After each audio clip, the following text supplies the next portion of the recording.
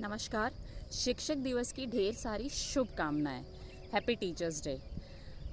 Basically मैं बहुत दिनों से सोच रही थी क्योंकि काफ़ी जो टीचर्स की जो स्थिति थी, स्पेशली जो पेंडेमिक टाइम में, that is literally very much worst. काफ़ी टीचर्स ने सुसाइड भी किए, काफ़ी टीचर्स नो डाउट काफ़ी सारे लोग कोरोना में चले गए।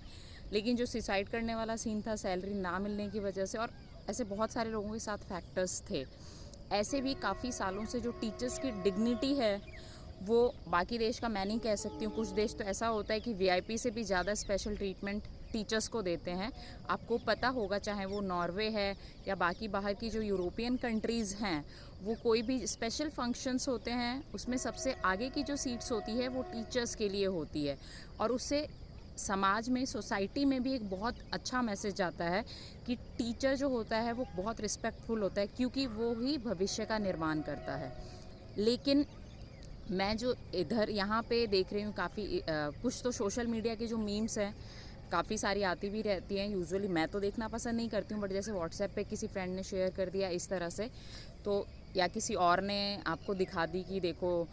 तो हाल ही में एक वीडियो भी आई थी, एक छोटी बच्ची थी जो बोल रही है, टीचर ने कोई क्वेश्चन किया तो बच्ची बोल रही है, मतलब हार्डली मेरे ख्याल से 2-3 साल की बच्ची होगी, किसी ने मीम ही बनाई हुई थी कि आप सैलरी लेते हो ना, ये चीज़ तो आपको पता होनी चाहिए, आप मुझे बताओ।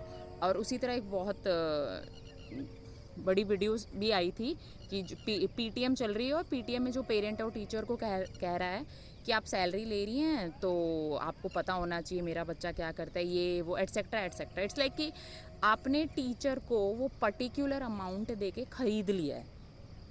तो ये सारी वीडियोस यही दिखाती हैं, जो कि लिटरली बहुत नेगेटिव है। और नेगेटिव टीचर के लिए तो बाद में होगा यार, टीचर तो ठीक है कि उसकी आधी लाइफ चली गई है, आगे भी वो, और वो खुद को भी समझा लेता है, आई नो वेरी वेल, क्योंकि टीचर्स में पेशेंस बहुत ज़्यादा होता है। ओके, बट चीज़ ये है कि जो आपका भविष्य है, आपके बच्चे हैं ना, वो किस तरह सफ़र करने वाले हैं, यू कांट इवन इमेजिन। क्योंकि आप अपने ही बच्चों को, एक शिक्षक जो आपके बच्चों को सिखा रहा है, आपके बच्चे का भविष्य का निर्माण कर रहा है, उसके अगेंस्ट उसके माइंड में इतने नेगेटिव थॉट्स डाल रहे हो। मतलब हुआ था एक बार, जैसे कि कोई फीस वीस का कुछ था ऐसे, तो पेरेंट ने बोला कि आप झूठ बोल रहे हो बच्चों के सामने। ऐसे बहुत सारी चीज़ें होती रहती हैं, और मुझे बिल्कुल समझ नहीं आता है कि क्या ये टीचर का स्टेट है, ये टीचर का लेवल रह गया है, मतलब एक्चुअली। और उसके अलावा जो मेंटल टॉर्चर मिलता है उसको वर्क प्लेसेस पे आए दिन, वो तो है ही, कभी ये कभी वो। मतलब मुझे पर्सनली आई एम फीलिंग कि इंस्टीट्यूशंस बच्चों की पढ़ाई पे फोकस करने से ज़्यादा टीचर को टॉर्चर कैसे करें उस पे फोकस कर रहे हैं। और इसका मैंने एक बार वीडियो बनाया भी था पहले, मैं इसके साथ ही उसकी भी लिंक शेयर करूँगी कि आपकी जो मनोस्थिति होती है वो कैसी हो जाती है। इसके अलावा नो डाउट हमें खुद को भी, हम सब टीचर्स को भी बहुत ज़्यादा वर्कआउट करने की ज़रूरत है। सब देखिए, जैसे इंसान एक जैसे नहीं होते हैं, उसी तरह सब टीचर्स भी एक जैसे नहीं हो सकते हैं। कैसे पॉसिबल है? जैसे हर बच्चा स्पेशल है, उसी तरह हर टीचर भी अलग तरह का होता है। हर टीचर अपने अपने फील्ड में, अपने उसमें स्पेशल होता है। तो कंपैरिजन नहीं किया जाना चाहिए। और लोगों की तो आदत होती है 99% नेगेटिव को देखना, वो 1% भी पॉजिटिव तो भूल ही जाते हैं उस चक्कर में। तो इंसान कुछ इस तरह का हो गया है। और मैं यही इस टीचर्स डे टीचर्स से रिक्वेस्ट करना चाहूँगी कि थोड़ा बहुत आप टीचर्स बच्चों की मेंटेलिटी को समझने की कोशिश कीजिए, क्योंकि जनरेशन चेंज होगी। हम भी अपने टाइम में, जो हमारी जैसे हमारे दादा या हमारे पेरेंट्स तो हमको बोलते ही थे ना कि आजकल की जनरेशन कैसी है, अभी हम बोलते हैं तो हम भी वही चीज़ करेंगे। तो ये बोलने से ज़्यादा बेटर है हमें इस पे वर्कआउट करना चाहिए कि हम चेंज कैसे करें और पॉजिटिव चेंज कैसे लेकर आएँ, हम बच्चों को कैसे सिखाएं। मैं इसका उदाहरण देना चाहूँगी। अभी क्लास में क्या स्पोर्ट्स वाला चल रहा था, तो ऐसे तो बच्चे बोलते हैं जैसे गेम्स पीरियड नहीं आ रहा है या जो भी, हमें ग्राउंड में नहीं लेके जा रहे हैं।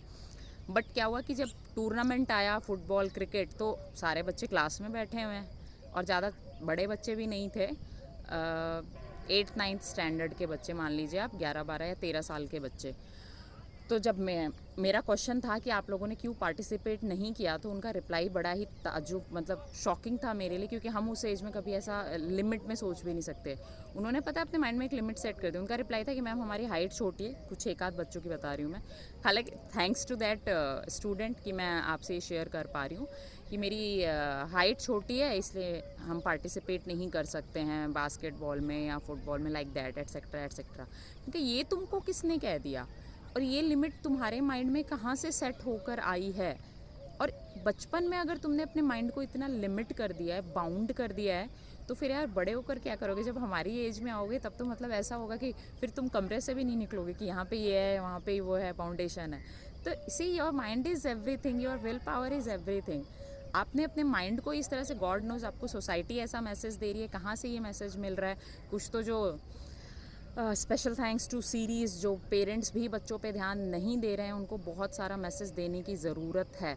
एंड यू वोंट बिलीव, जब मैंने ये बच्चों को पूरा एक्सप्लेन किया, तो उसके बाद बाकायदा एक बच्ची आई है और उसने मुझे बताया कि मैम मेरे दोस्तों ने मुझे बोल दिया था। मैंने कहा तुम्हारे दोस्त तुम्हारी एज के हैं ना, बड़े थोड़ी ना है जिनसे तुम गाइडेंस ले सकती हो। तो उसने कहा मैम पेरेंट्स घर पे रहते नहीं हैं, तो मैं किससे पूछती। मैंने कहा you should go to any teacher. तो फिर हाथों हाथ उसने एक स्पोर्ट्स एक्टिविटी में अपना नाम लिखवाया और खेला भी।